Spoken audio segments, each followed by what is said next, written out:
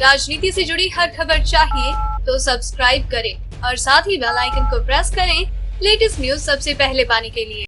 मैं आतंकी संगठनों को और उनके सरपरस्तों को कहना चाहता हूं कि वे बहुत बड़ी गलती कर चुके हैं। हमारे 3 नदियों के अधिकार का पानी पाकिस्तान में जा रहा था, अब हम उस पर भी 3 प्रोजेक्ट करके ये पानी भी वापस यमुना में ला रहे हैं।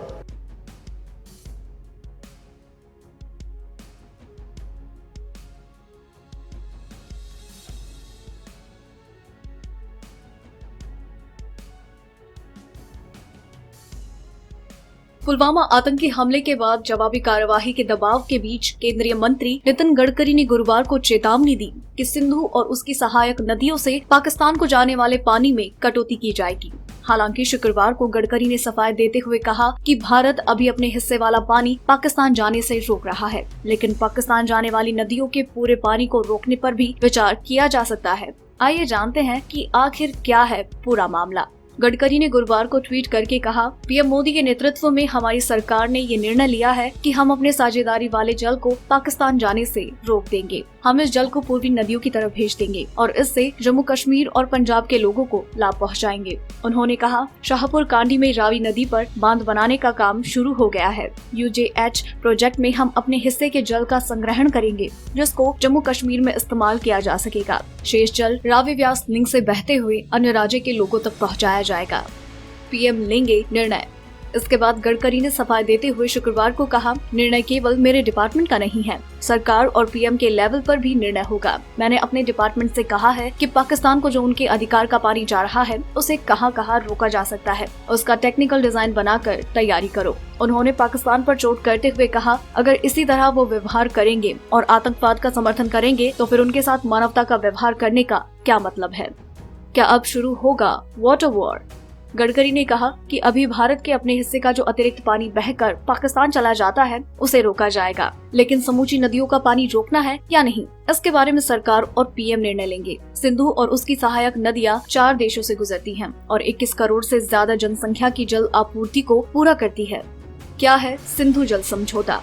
सिंधु जल समझौते के तहत सिंधु और उसकी सहायक नदियों के जल के ज्यादातर हिस्से पर अब भी पाकिस्तान का नियंत्रण है। अभी तक वास्तव में जल के मामले में भारत ने कुछ नहीं किया है और इस तरह के बयानों का इस्तेमाल पाकिस्तान को सिर्फ चेतावनी देने के लिए किया जाता रहा है। सिंधु बेसिन की 6 नदियां सिंधु, चिनाब, किशन गंगा, रावी, सतलज और व्यास वास्तव में तिब्बत से निकलकर आती हैं और हिमालय की तलहटियों से होती हुई पाकिस्तानी शहर कराची के दक्षिण में अरब सागर में जाकर मिलती हैं।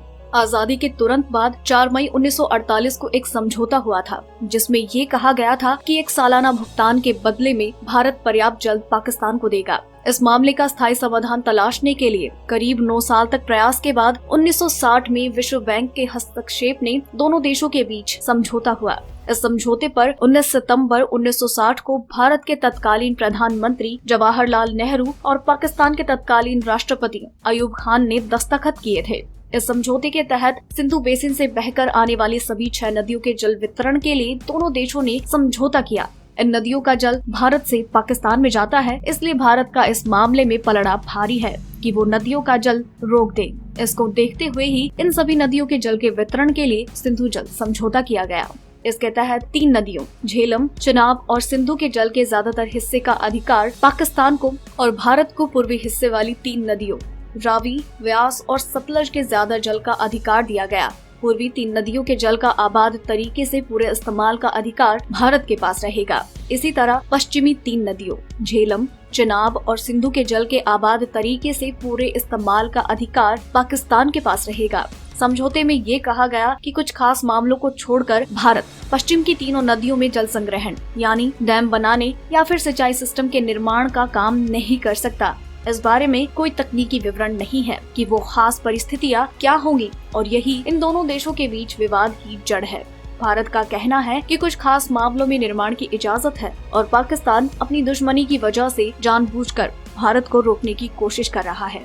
सिंधु जल समझौते के तहत भारत को सिंधु बेसिन की नदियों का 20% हिस्सा यानी करीब 33 मिलियन एकड़ फुट MAF जल मिलता है, जबकि पाकिस्तान को 80% यानी 125 MAF जल मिलता है। भारत सिंचाई कार्य के लिए अपनी पश्चिमी नदियों के 7.01 लाख एकड़ जल का इस्तेमाल कर सकता है।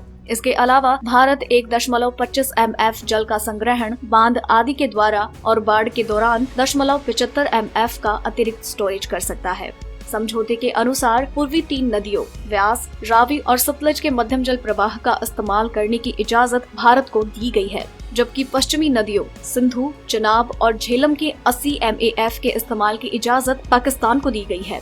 भारत को सिंचाई, बिजली उत्पादन, घरेलू और औद्योगिक इन सभी जरूरतों के लिए पश्चिमी 3 नदियों के सीमित इस्तेमाल की इजाजत दी गई है। भारत सिंधु जल समझौते के तहत मिले अपने हिस्से का 93 से 94% का इस्तेमाल कर लेता है और बाकी छोड़ देना पड़ता है, जो कि पाकिस्तान को मिल जाता है। इसी 6 से 7% जल को रोकने की बात केंद्रीय मंत्री नितिन गडकरी कर रही हैं। समझौते के मुताबिक भारत और पाकिस्तान के जल आयुक्तों को हर 2 साल में एक बैठक करनी होती है और अपने अपने प्रोजेक्ट साइट और नदियों पर होने वाले अन्य महत्वपूर्ण कार्य पर तकनीकी विशेषज्ञों के दौरे का इंतजाम करना पड़ता है। दोनों देश एक दूसरे को जल प्रवाह का विवरण और जल की मात्रा के बारे में विवरण साझा करना होता है। तोड़ा नहीं जा सकता ये समझौता। सिंधु समझौता विश्व बैंक की मध्यस्थता में हुआ एक अंतर्राष्ट्रीय समझौता है, इसलिए इसे एक तरफा तरीके से तोड़ा नहीं जा सकता। इसे तोड़ने या फिर बदलने के लिए दोनों देशों को मिलकर बात करनी होगी। भारत बना रहा है ये बांध। भारत सरकार ने सिंधु की 900 किलोमीटर लंबी सहायक नदी चिनाब पर कुल 7 बांध बनाने की मंजूरी दी है। भारत सरकार किशनगंगा नदी पर किशनगंगा और चिनाब नदी पर रताल पनबिजली संयंत्र का निर्माण कर रही है। चिनाब पर बनने वाले सलाल पनबिजली प्रोजेक्ट, तुलबुल प्रोजेक्ट, किशनगंगा और रताल प्रोजेक्ट पर पाकिस्तान सवाल उठाता रहा है। किशनगंगा परियोजना साल 2007 में शुरू की गई थी और इसके निर्माण पर करीब 86.4 करोड़ डॉलर की लागत आने वाली है। चिनाब नदी पर बने 450 मेगावाट के बगलिहार डैम का उद्घाटन साल 2008 में तत्कालीन प्रधानमंत्री मनमोहन सिंह ने किया था। किशनगंगा झेलम लिंक में से 330 मेगावाट के एक hydro electric power project KHEP का निर्माण किया जा रहा है, जिसे तुलबुल परियोजना कहते हैं। इसके द्वारा एक नहर बनाकर किशनगंगा का पानी वुलर झील या झेलम नदी की ओर मोड़ दिया जाएगा। पाकिस्तान को समस्या। वुलर झील एशिया में ताजे पानी की सबसे बड़ी झील है। ये कश्मीर के बांदीपोरा जिले में है। पाकिस्तान को डर है कि भारतीय पनबिजली परियोजना से जो पानी डाइवर्ट होने से उनकी परियोजना के लिए पानी मिलना मुश्किल हो जाएगा। इसे लेकर पाकिस्तान साल 2010 में अंतर्राष्ट्रीय आर्बिट्रेशन कोर्ट चला गया था, जिसके बाद साल 2013 में कोर्ट ने ये आदेश दिया कि भारत इस प्रोजेक्ट का निर्माण कर सकता है, लेकिन शर्त बस ये रखी गई कि पाकिस्तान को 9 क्यूबिक मीटर प्रति सेकंड के न्यूनतम जल आपूर्ति के नियम का पालन करते रहना होगा। पाकिस्तान भी नीलम नदी पर 980 मेगावाट का नीलम झेलम HEP NJHEP बना रहा है, जिसके द्वारा इसके पानी को डाइवर्ट कर झेलम में भेजा जाएगा। सिंधु आयोग की बैठक पर विराम।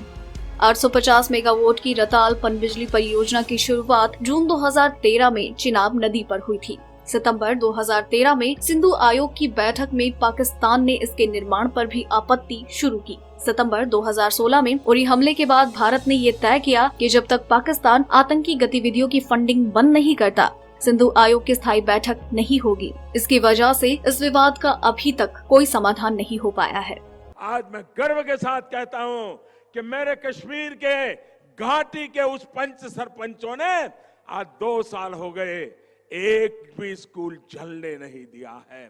आतंकवादियों को पकड़वा दिया, आतंकवादियों की खबर पुलिस को दी, लेकिन स्कूल जलने नहीं दिया है। और इसलिए मेरे भाइयों बहनों, गलती से भी